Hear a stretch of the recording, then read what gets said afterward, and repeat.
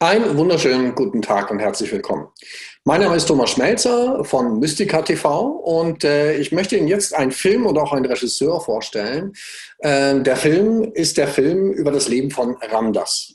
Der Film heißt Becoming Nobody und er hat Botschaften in sich, die einfach wunderbar sind und in denen es um das Leben selbst geht. Ich freue mich sehr, dass ich jetzt gleich ein Interview führen darf. Der Film hat seine Premiere im Cosmic Cine Film Festival. Und er wird dann auch in Kürze, sobald die Kinos wieder offen sind, sicherlich auch in einigen Kinos laufen. Er wird auf DVD rauskommen. Und jetzt habe ich also tatsächlich die Ehre, ein kleines Interview zu führen mit Jamie Catto, dem Regisseur. Alles Gute, viel Freude dabei.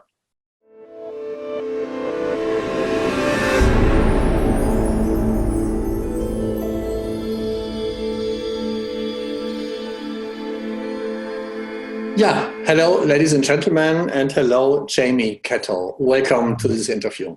Thank you so much for having me. How are you? Where are you now here in your room? I'm in quarantine in London. Someone has very generously lent me an apartment.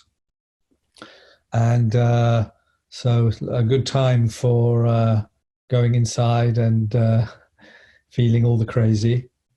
Yeah, it's a worldwide phenomenon what we now live.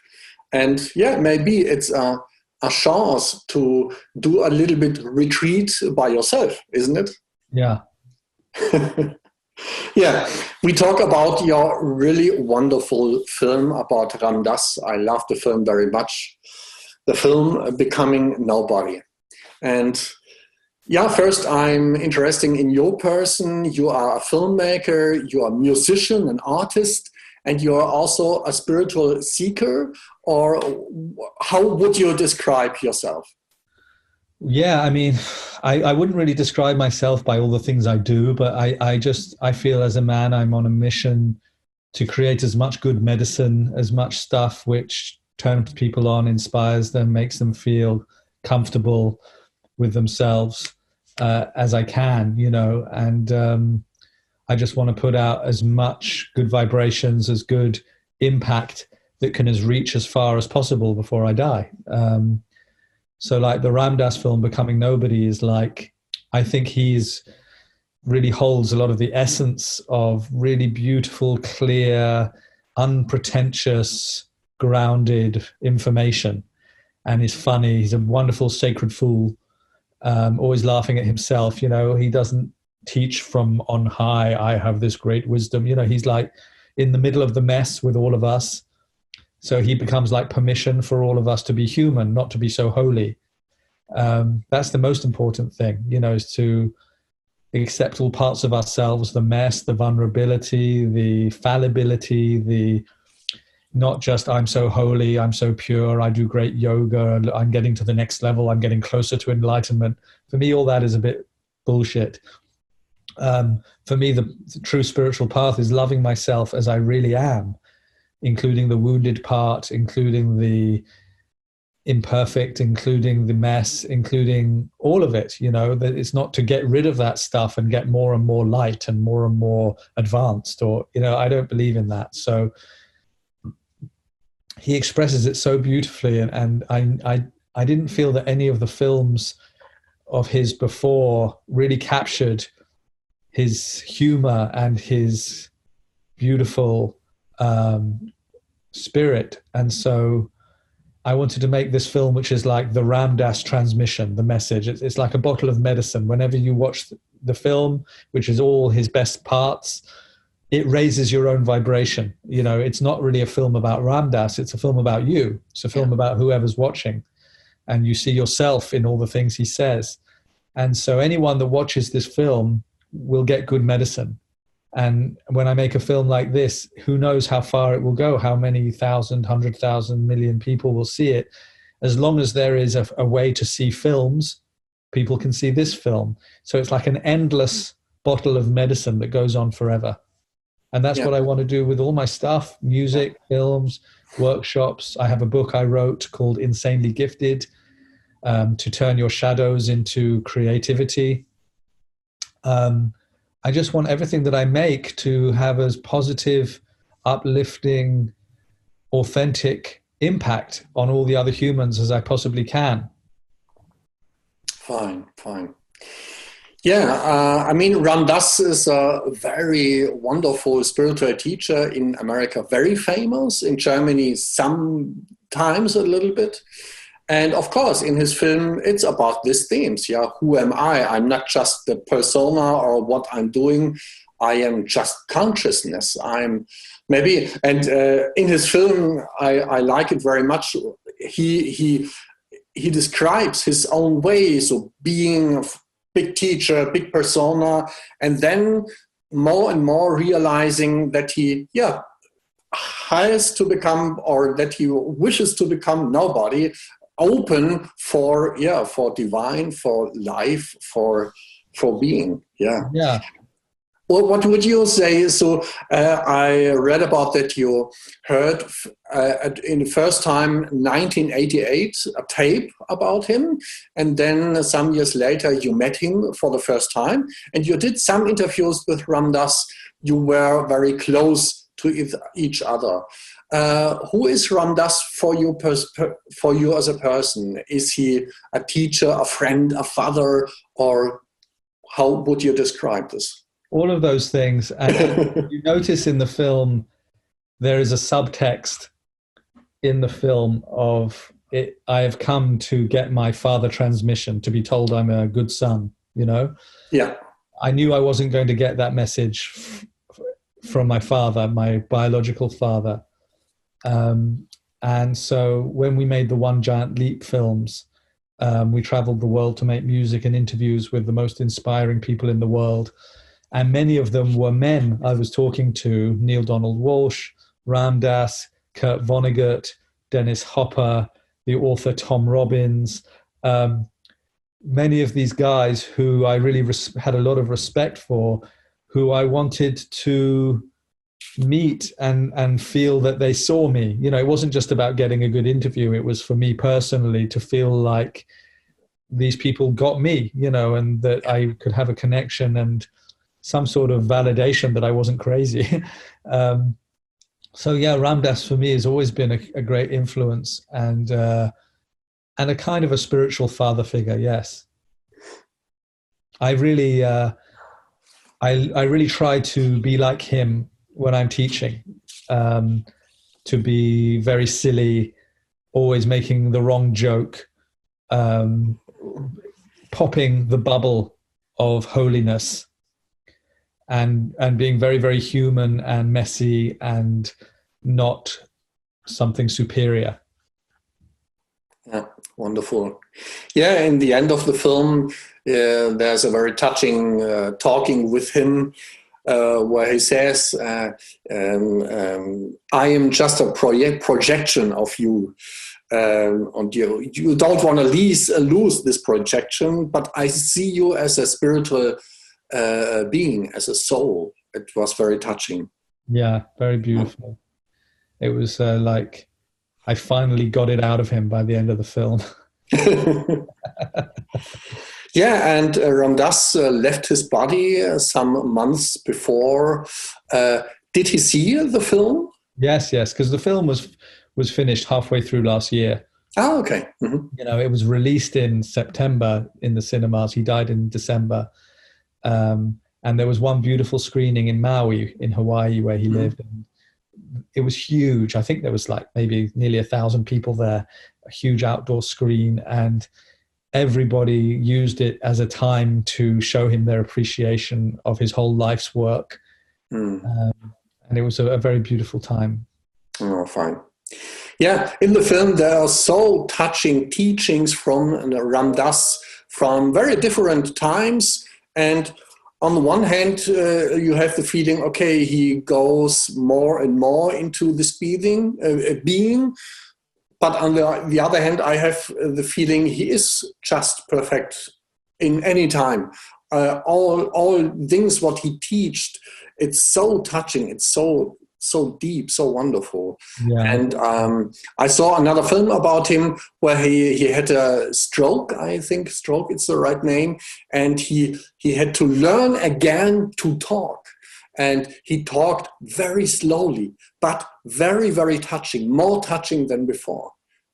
Would you say? It was amazing that his big superpower, which is was taken away briefly, and he had, who am I without my superpower? It's a great question for all of us to ask ourselves. Who am I without my greatest skill, which has been my greatest currency, which has been bringing me all the easy feedback? If you take away, like many people lose, have their identity in their biggest skill. Certainly, like certain people, like if you're a parent or, if you're a mother, when your children leave home, who am I now?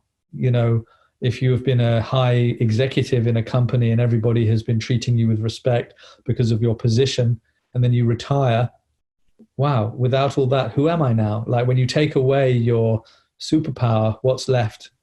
Nobody. Yeah. I like your film also because you sometimes found pictures, they are so wonderful. I remember the woman meditating in the nature, and then came two little dogs and they played with her. And some would say they disturb her. She wants to meditate, but she wanted to meditate. The dogs were playing, but some later she began to laugh. And to laugh about all that things. And it's a wonderful picture about that's life. Life is all that playing and craziness and meditating. And I mean, this is one of the things I learned from the film, to be open to life, no matter what it is. Even the unpredictable, even the chaos, even Ram Dass says often not getting what you want is as interesting as getting what you want. Whatever throws at you, we can't control. Can you include it all? He says, can you include, it doesn't, the ego is always in duality. So if I'm happy, I'm not sad. But can you be both happy and sad in this moment? Right now, as we speak, there's a child right now dying of starvation. So are you sad? Yes. But also right now, there's a child being born to a family, and it's wonderful, and it's a happy day. So are you happy? Yes. Can you include all of this in this moment?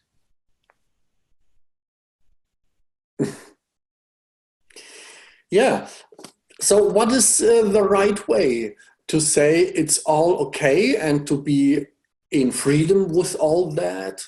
And at the same time, if something that comes which doesn't feel okay, and for example, you see a starving child and you think that's not okay, I want to give that child some food, that's part of it too. Your impulse to want to make change, your impulse to want to help is also part of the truth. So it doesn't mean don't help. If you can help and you want to help, then that's part of the truth. Part of you being stimulated to want to be helpful is part of the truth. So it's not just leave everything alone, it's perfect the way it is, because included in the perfection is my wish to give that child some food. Yeah. So in working with Ram Dass and in meeting with him, do you have one example for a story in your life where you realized a very important thing in talking with Ram Dass, what touched you very much? Partly that he says it in the film to me. He goes, I hang out with my family, with my friends, with the gods and the goddesses. He says, and you're one of them, and you don't see that. And it makes me realize how many times in my life I think I'm not welcome here, I'm not welcome there, I don't have a seat at the big boys' table, I'm on the outside of the really cool people. And I realize that the only thing that keeps me on the outside is my idea that I'm on the outside. Yeah. Like no one's putting me on the outside except my own beliefs. Yeah. You have this wonderful example. In one teaching, he talks about nature, and there are different trees, and we say, oh, here's a tree, and this is another tree, oh, fine, another tree. but when we see human, we judge, oh, he looks very bad. And you show a very nice picture about a gambler who is playing with something, where we can realize, how do I think about this man, what I see there? It's very, very fine. Yeah, we're constantly going, I like this one, I don't like that one. And the truth is, we don't know very much about any of them. You know, we make these judgments.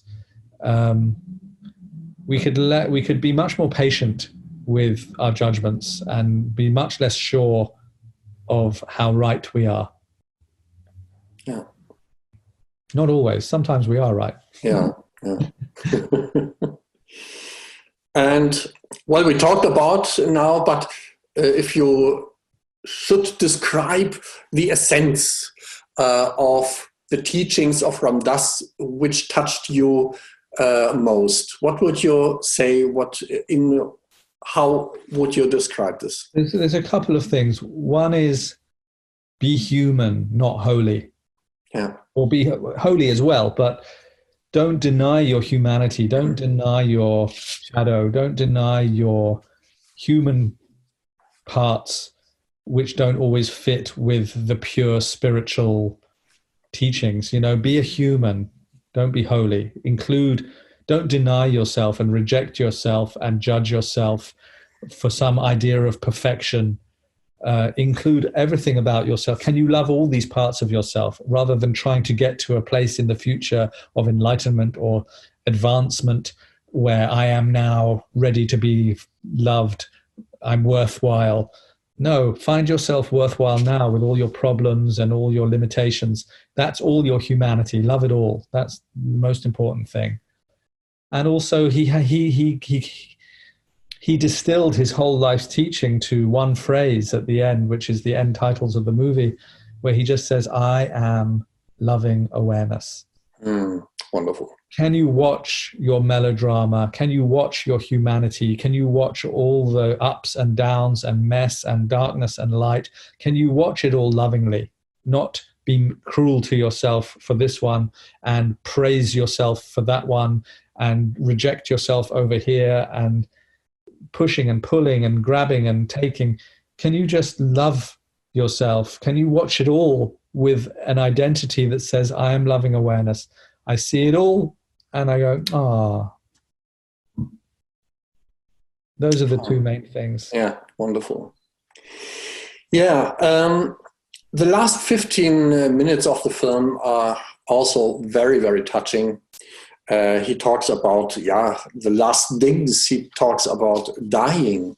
And he said, dying is a kind of art and we shouldn't be afraid of that. And so wonderful words he talked about this theme. Did you have a little bit in your mind that it could be that he will not be very much longer on the world? Oh, yes. Yeah. I mean, that was a reason I wanted to do the film was, wow, I want to do this before he dies. You know, I want to preserve his genius forever. So yes, that I was making another film at the same time, a similar kind of film about the teacher Gabrielle Roth, the woman who invented the 5 rhythms dancing. Yeah. And I didn't finish it before she died. And so it gave me even more intention. Wow, I better finish this one. Fine. Yeah. Yeah, it's really a wonderful film about life, about being and not being, about the mysteria of be in freedom with all that. Well, I would say very much for the wonderful film. There are many so great pictures in the film, and I hope that the film is getting very successful in the world because, as you say, it's a film about life, and Ram Dass is just the storyteller, and you are the storyteller about these things, which are always important. So thank you very much for this little interview. I wish you a good time, and have a good time. Bye-bye. Thank you. Thanks, brother. Bei meiner Geburt schlüpfte ich in einen Raumanzug, um auf dieser Ebene leben zu können. Und alle sagten, was für ein hübscher Anzug. Man sieht die anderen ständig an, um herauszufinden, ob er wirklich so hübsch ist. Ich nenne das Jemand-Training. Seit 25 Jahren rackere ich mich ab, um richtig erleuchtet zu sein. Ich habe gefastet, gebetet und Mantras gesprochen. Ich bin gepilgert, habe vor meinem Guru gesessen und nächtelang mit echten Meistern meditiert. Ich habe da richtig viel Zeit investiert. In den 60er Jahren gab mir Timothy Leary Psilocybin. Das hat mein Leben verändert. Ich nahm jede verfügbare Substanz, um diesen Zustand aufrechtzuerhalten. Ich machte hunderte Versuche, aber ich kam immer wieder runter. Dann ging ich nach Indien und traf meinen Guru Maharaji, jemanden, der nie runterkam. Der Maharaji in meinem Kopf ähnelt einer psychiatrischen Krankenschwester. Jeder von uns muss sich selbst ganz treu bleiben und spüren, wo sein eigener Weg liegt. Denn wenn man nur heilig tut, kriegt man einen Tritt in den Hintern. Heutzutage muss man sich für eine spirituelle Reise nicht mehr in eine Höhle im Himalaya zurückziehen. Man muss sich mit der heutigen Technologie beschäftigen, mit dem Zustand der Welt. Das gehört alles zusammen. Du musst deinen Geist kontrollieren, transzendieren und entrümpeln. Richtig. Vielleicht. Du wirst meine Theorie fortgeschrittener finden, wenn du mal zuhörst. Wenn man herumläuft und jemand ist, dann weiß man, wer man ist. Sieht sich an wie jemand, hat das Gesicht wie jemand. Wir werden Teil der Verschwörung. Ich tue so, als wärst du der du zu sein glaubst, wenn du dasselbe für mich tust. Jeder ist damit beschäftigt, jemand zu sein.